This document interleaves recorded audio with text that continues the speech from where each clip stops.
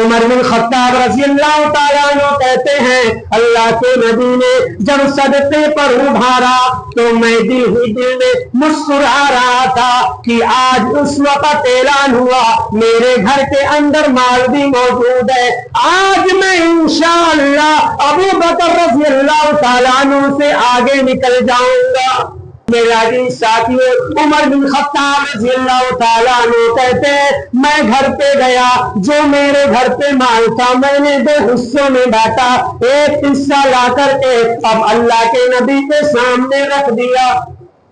اللہ کے نبی نے سوال کیا اے عمر یہ جو تم مال لائے ہو کیا سارا مال اٹھا کر کے لائے ہو یا گھر پہ بچوں کے لیے کچھ چھوڑ کر کے بھی آئے ہو؟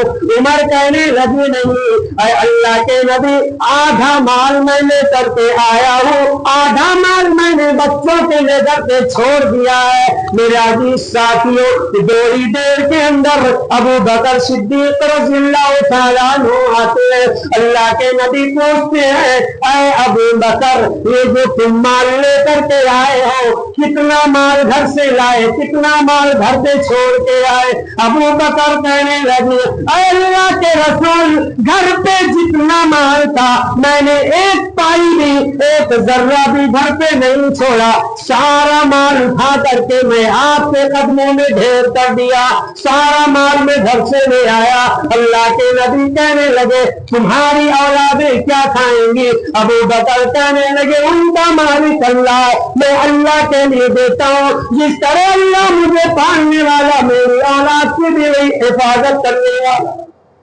عمر بن خطاب رضی اللہ تعالی عنہ کے سامنے پورا منظر ہو رہا ہے، خوش فہمی میں مبتلا ہے کہ آج پہلا موقع ایسا ہے کہ میں ابو بکر سے آگے نکل سکتا ہوں صدقہ دینے میں، زکات دینے میں۔ اللہ اکبر، کیا صحابہ میرے پیارے بھائیوں!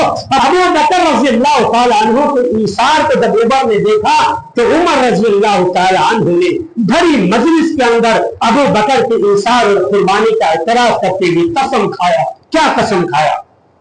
واللہ اللہ کی قسم لا اسبقه الى شيء ابدا، اللہ کی قسم ہے نبی گواہ رہے، اللہ کی قسم ہے صحابہ گواہ رہے، اے زمین آسمان گواہ ہو جاؤ آج تک کبھی میں صدقہ زکات دینے میں ابو بکر سے سبقت نہیں کر سکا اور تا قیامت مرتے دم تک میں کبھی بھی ابو بکر سے آگے نہیں نکل سکتا۔